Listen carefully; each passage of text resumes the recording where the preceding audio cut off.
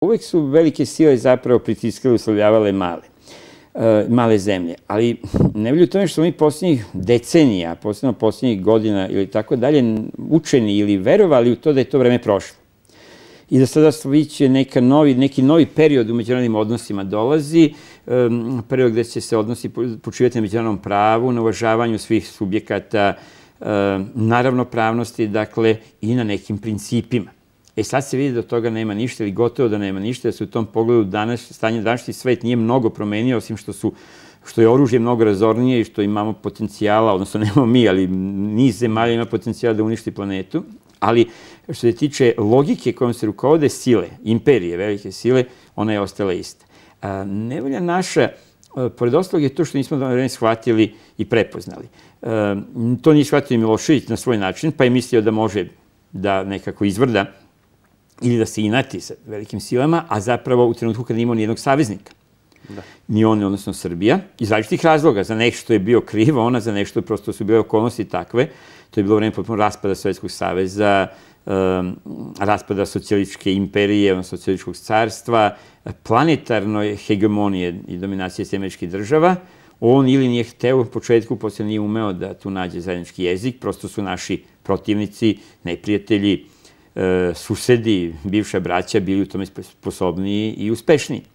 Ali rekao bih da je to i ova postpetooktobarska vlast na sličan način zapravo upala u sličnu grešku. Mi smo, ne vi i ja, ali dobar deo ove elite koja je došla posle, političara, pa intelektualaca i medija, koji su bili protivnici Miloševića, govorili su, a izgleda i verovali u to da je problem u Miloševiću. I kad padne Milošević, naši odnosi sa svetom će biti idilični. I sve će biti super i doći će milijarde investicija i neće nas pritiskati i neće nam uzimati Kosovo i neće nas uslovljavati kao što nas uslovljavaju svo ovo vreme. Izgleda smo se prevarili.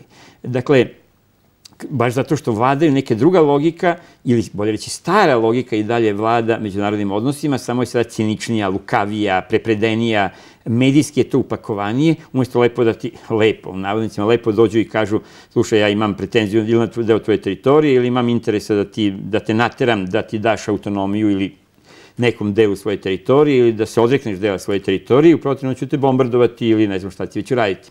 To je surovo, ali bismo bar znali na čemu smo.